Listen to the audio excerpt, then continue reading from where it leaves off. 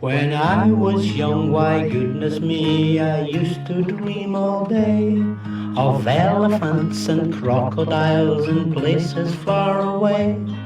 But of all things weird and wonderful, it's very strange but true. Although I love my teddy bear, I like monsters too.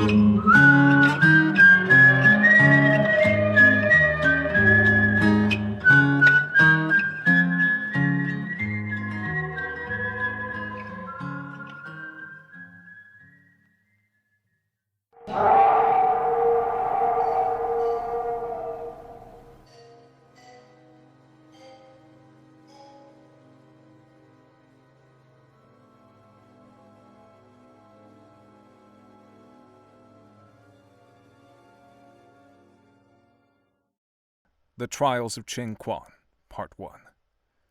Ching Kwan was quite possibly the most skilled non-mystical vampire hunter of all time.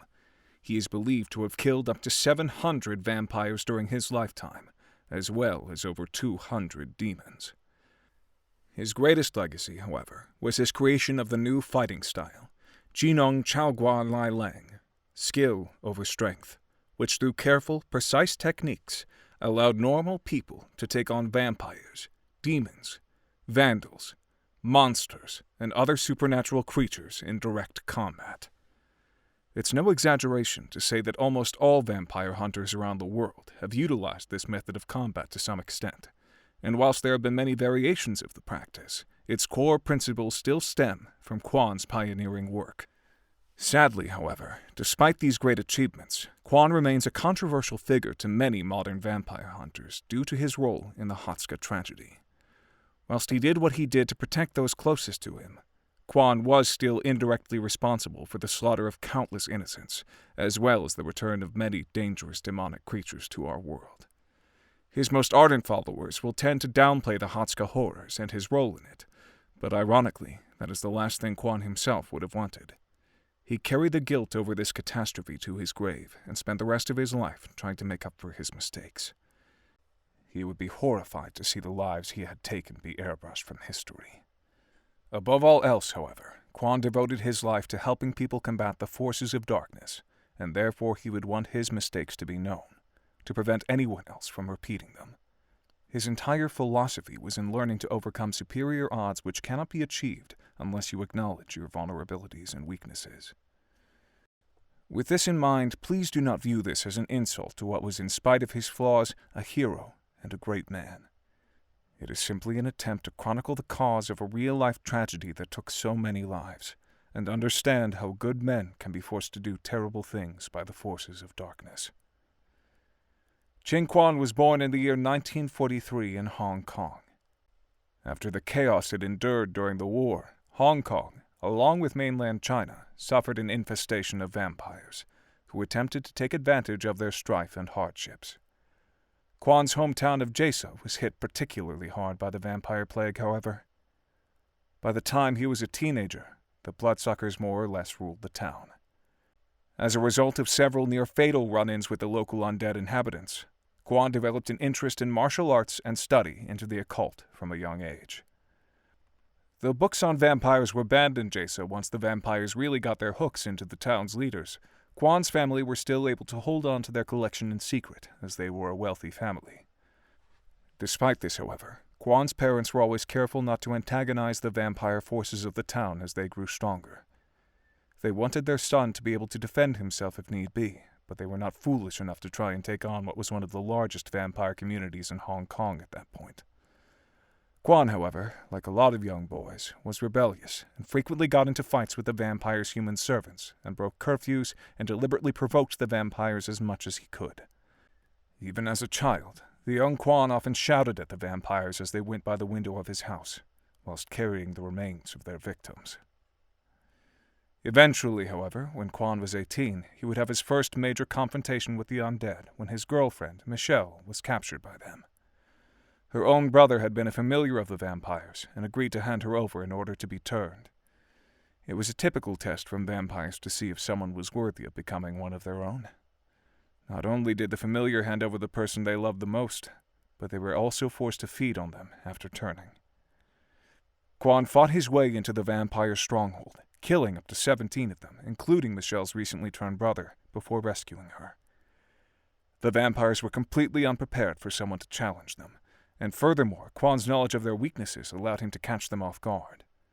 Even then, however, by his own admission, it was a desperate fight, and he was forced to rely on long-range weapons, such as a crossbow bolt, holy items, and the sun itself to destroy them. He frequently said that had he attacked the bloodsuckers during the night, they would have easily torn him to pieces. Following this, Kwan, his family, and Michelle were forced to flee to mainland China to escape the wrath of the vampires. It wasn't an easy move, as Kwan's father's business was local. In China, the family were more or less reduced to paupers, and Kwan's father was soon forced to take loans from the triads to make ends meet.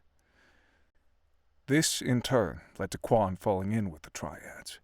When he learned that their main enemies were vampires, he offered to help pay off his father's loans by taking jobs to slay the undead. The triads were actually able to gain a lot more influence by offering protection to people from the vampire horde. At first, Kwan was happy to work with the triads, as they certainly made his hunts easier, and he even learned many techniques from them. However, it didn't take long for Kwan to become disgusted with their ruthless practices and the fact that they charged people for help against the undead. He soon went on to hunt vampires on his own, which earned him the wrath of both the triads and the vampire population. Kwan was not only in direct competition of the triads as a vampire killer, he also supplied knowledge to many people on the weaknesses of the vampire, which further rendered their services obsolete. Eventually, the triads responded by killing his family, and Kwan, in retaliation, murdered the leader of the triads before being forced to flee from the police. Michelle remained behind, having grown to be a formidable vampire hunter in her own right thanks to his training. She initially wanted to go with Kwan, but he told her to remain here, as someone needed to spread the knowledge on how to combat vampires so that the triads' hold would vanish. Michelle reluctantly agreed, though what became of her is a story for another time. Kwan fled to America, where he became a freelance vampire hunter.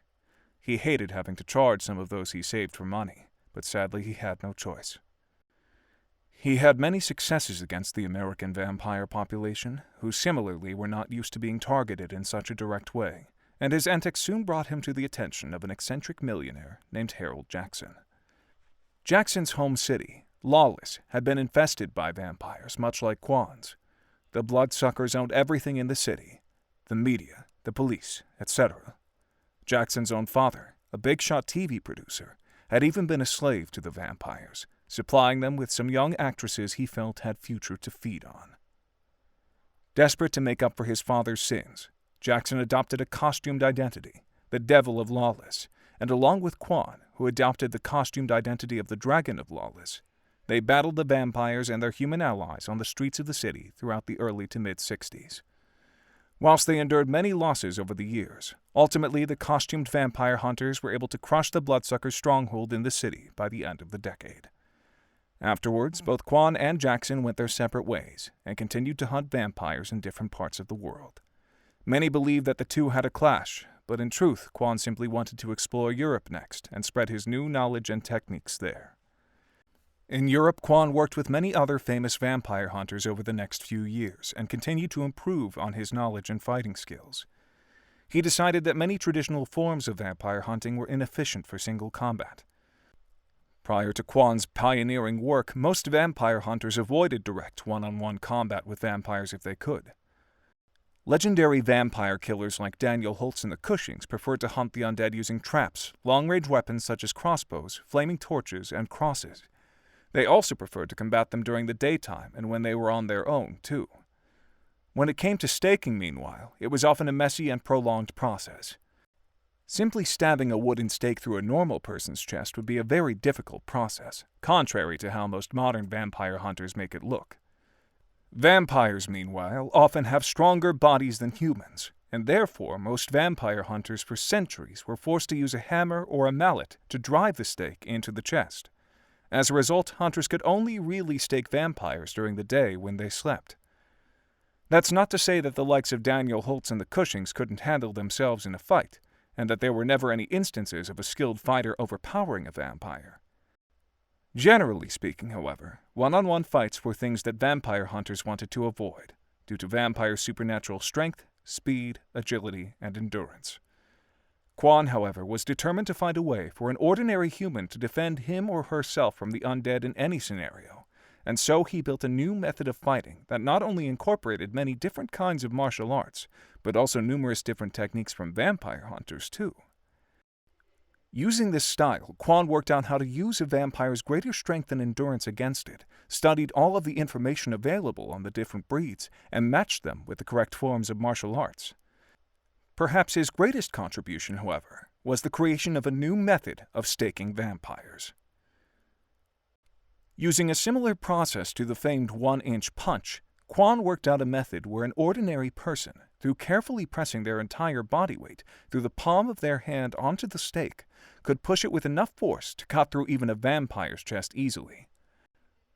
This method soon spread throughout the vampire hunters' community thanks to the many contacts and allies Kwan had built up during his time in Europe, and it eventually became mandatory training in most vampire hunting organizations. Even freelance and lone vampire hunters would study and learn Kwan's new staking technique that was jokingly referred to as the one-inch stake. Many tall tales and stories were told about Kwan during this time, with some claiming that he could beat any vampire or demon or monster. Kwan himself, however, always remained humble by the admittedly few defeats he had endured. He constantly reminded his students that no one is unbeatable, and that one must never become arrogant when dealing with the supernatural. The basis for Kwan's entire philosophy was that it's not just about the punches you throw, the kicks you make, but also the environment, the weapons, and above all else your knowledge of your opponent. The second you buy into your own hype as unstoppable vampire killer and forget that, then even the most inexperienced, common vampire can defeat you. Kwan's new fighting style, that he dubbed Jinong Chalgua Lai Lang, proved vital in pushing back the massive wave of vampires that had emerged in Europe after the Second World War. Whilst the Nazis were thankfully crushed at the end of the war, the vampires they had allied themselves with and who had been given a chance to spread and unify throughout Europe continued to thrive and grow in power throughout the 50s, 60s, and early 70s to an even greater extent than in the East. Kwan's technique couldn't have come at a better time, and in addition to this, Kwan himself also played a vital role in taking down one of the leaders of the European vampire war machine, Roscaria, a vampire king and former friend of Hitler, who was carrying out a eugenics program on a secret island. Roscaria wanted to create the perfect human, who in turn would make the perfect vampire. Those he captured were subject to horrific experiments, as well as put through grueling tests to make sure they were strong enough mentally to be part of his super race of vampires.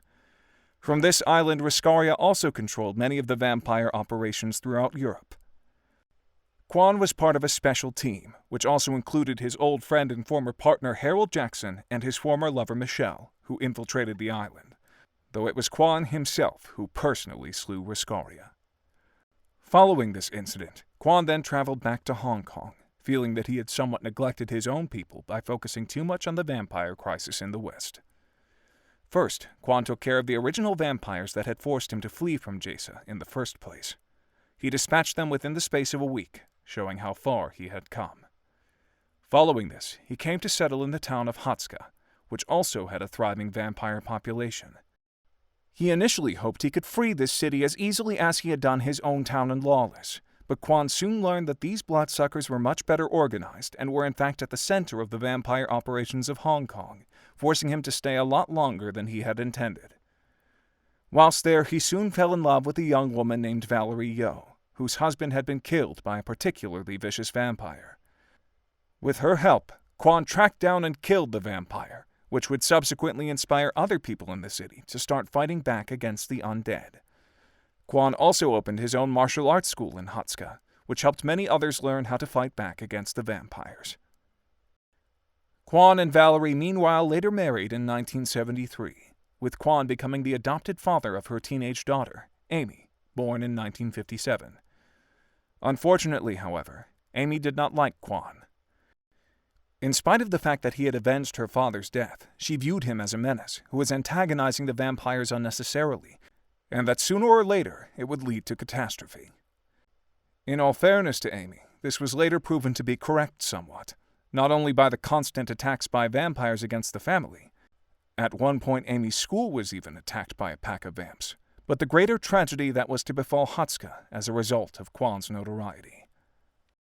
Just as in many other places, the local gangsters, the Red Dragons in Hatska, had been feuding with the vampire community for many years, and the vampires had, by and large, emerged victorious.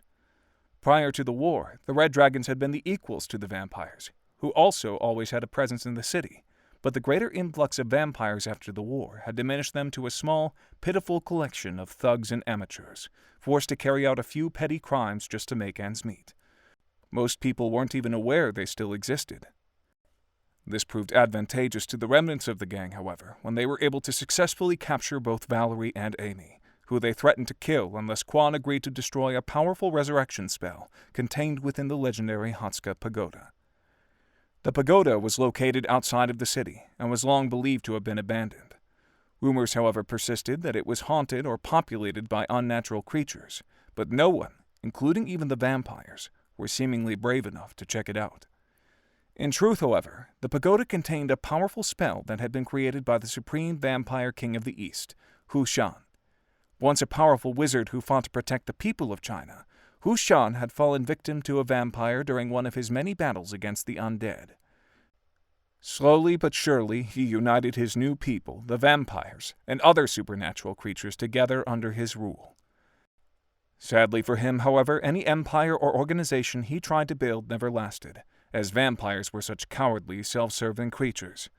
Still using his various resources and knowledge of magics, Hu Shan was able to build a powerful spell which could bring anyone who died in one particular area back to life, regardless of how they died. It was arguably the greatest resurrection spell ever devised in the history of the planet at that point, outside of the god's own resurrection spell to revitalize the earth after Set's rampage. Hu Shan then built a stadium of sorts using magic in this area where he forced creatures to fight one another over and over again. Each creature would be allowed to die 5 times, after which, if they had failed they were then banished through a portal to Quartoth, the darkest of the dark worlds. If they survived, however, they would not be released, but they were given extra lives. Obviously, none of the combatants were volunteers. They had all been kidnapped by Hu Shan's vampire and demon minions from all over the world. The arena was located below the city of Hatska. Most of the city's population didn't even know it existed, and even Kwan himself was skeptical. These sick and twisted games became a useful way for Hu Shan to further gain influence and power, as vampires from all over the world came to see the fights and paid anything, magic, victims, favors of various kinds, to see them. The magics required not only to resurrect the creatures involved, but keep them locked up and the portal to Quartoth open, were kept at the very top of the pagoda in the form of a large magical spear. Hu Shan had tremendous affection for the pagoda, and Hatska in general, as it had been the scene of one of his greatest triumphs as a man. Though some think by making it the center of his new vampiric empire, Hu Shan was also wanting to purge himself of his former humanity, as most vampires do. Each floor to the pagoda was guarded by a creature that had previously fought in the games and proven its worth. There were 5 floors in total. Kwan knew that he would have no chance to defeat the creatures on his own, but fortunately he was allowed to take only 2 men to accompany him on the floors of the pagoda. The magic that guarded it prevented any more than 3 people from taking part in this twisted game. Quite why Hu Shan had designed it this way is not known, but many suspect that it was because he never lost his sense of honor and wanted to give even his opponents a sporting chance. Kwan chose his 2 most promising students, Yishen Chan and Ying Hung, who had already helped him take down a particularly vicious nest of vampires. The Red Dragon wanted Kwan to destroy the talisman that was creating and sustaining the games in the hope of crippling the vampire's empire and influence. Sadly, there was nothing Kwan could do to save his wife and adopted daughter other than go along with the Red Dragon's wishes. The criminals had enlisted the aid of a powerful demonic sorcerer and rival to the vampires for help, and through dark magics he had encased both Kwan's wife and stepdaughter in a bubble which would rip them slowly apart if any of the Red Dragon were killed. It would also only evaporate if the pagoda's spell was destroyed. Finally, the Red Dragon had also lied to Kwan, stating that the vampires were forcing innocent humans to take part in the games. The bloodsuckers only didn't use humans because they didn't last long enough. Kwan, however, should have investigated further and would have if it had been any other case. Sadly, he was all too eager to brush aside the larger consequences for the sake of his family. To be fair, even the Red Dragon themselves had no idea of the full horrors they would be unleashing, thinking that the monsters would turn on the vampires for enslaving them. They also did not think there were anywhere near as many monsters as the more elaborate tales had claimed, and that whilst things would get difficult, they could easily ride it out. Kwan insisted that he and his students visit the pagoda during the daytime, however. He wanted to be sure to have the sun as an advantage if there were any vampires nearby.